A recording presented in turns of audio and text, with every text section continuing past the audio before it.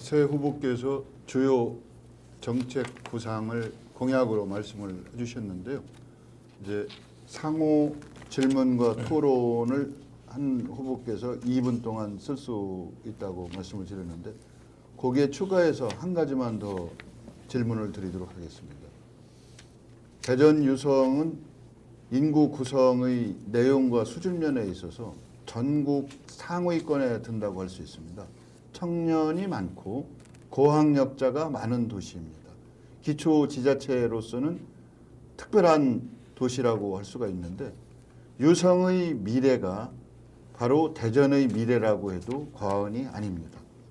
그래서 이러한 인적 자원을 어떻게 활용하실지 그런 방안이 있으시면 같이 말씀을 좀 해주셨으면 합니다.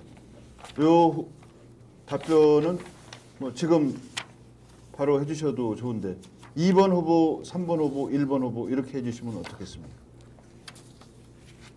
준비가 안 되셨으면 이따 해주셔도 됩니다. 먼저 하시죠.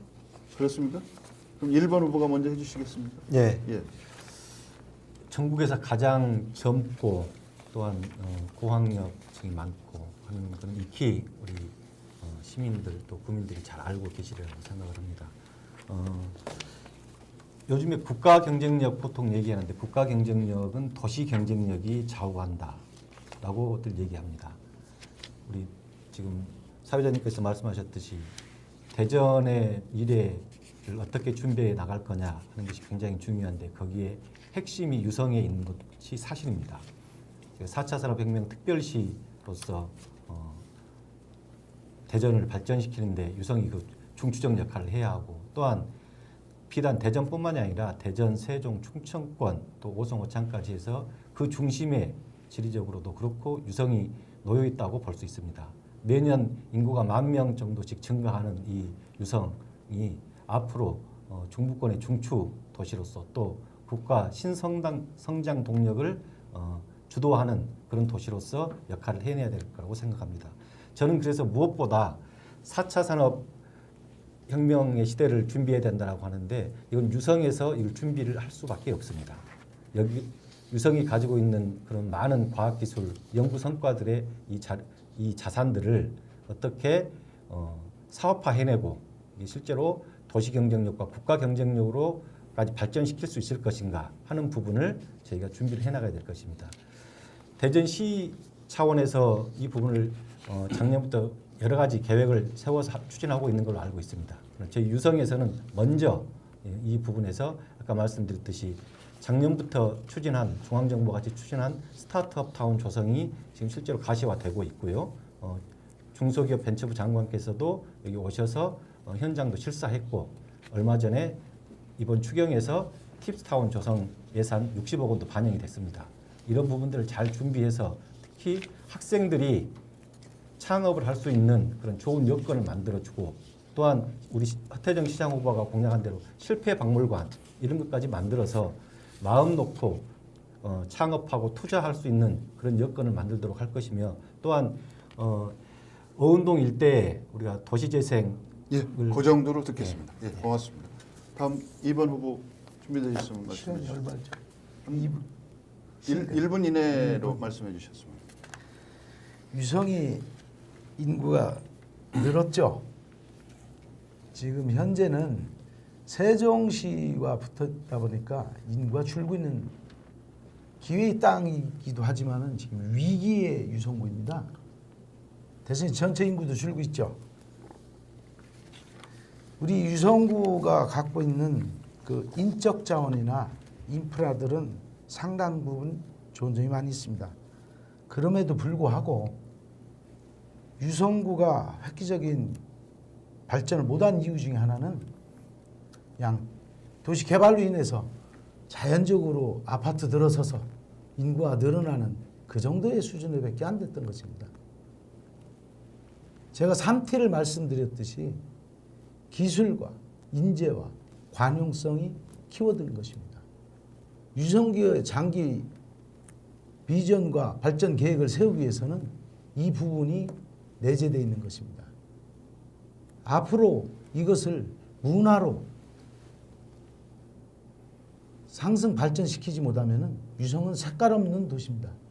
향기 없는 도시로 머무르면은 금방 나락으로 떨어질 것입니다. 이런 위기의식의 현실 진단 속에서 구정을 펼쳐야 되고 거기에 따르는 정책과 목표와 비전이 있어야 구정이 올바르게 돌아갈 것입니다. 인사가 만사라고 했습니다. 유성 800여 공직자들을 언제 파악할 것입니까? 저는 예결위원과 상임위원과 위원장과 부의장까지 하면서 12년 동안 예결위원을 놓치지 않고 했습니다. 적재적소의 인력들을 능력에 맞는 그분들의 능력을 최대한 발휘할 수 있는 자리에 인사를 해야 될 것입니다. 그래서 활기찬 조직 문화를 새로 구성할 것입니다. 감사합니다. 예, 3번 후보 말씀해 주시죠. 예, 우리 유성은 인구 구조가 지난 3월 말 현재 34만 명이었습니다. 34만 8천 명이었습니다. 이 중에서 20, 30대가 11만입니다. 소위 말하면 유치원을 포함해서 대학까지 또 학생이 11만입니다. 아주 특수한 도시입니다. 우리 유성에서 기본적으로 할 수 있는 일들은 청년들의 일자리를 만들어 줘야 되는데 기초자치단체에서는 한계가 있습니다. 그래서 저는 학생부터 창업 교육을 지원을 해야 된다고 봅니다. 비저스쿨이라고 해가지고 비즈니스와 스쿨이 결합된 이러한 운영을 지원을 하겠습니다.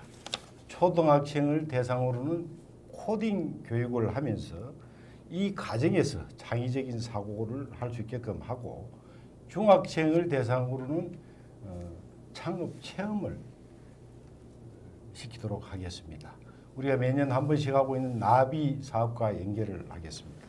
고등학생은 창업 동아리를 지원을 해서 어릴 때부터 창업에 대한 사고와 의지를 가지게끔 해서 나중에 일자리 걱정이 크게 없도록 노력을 하겠습니다.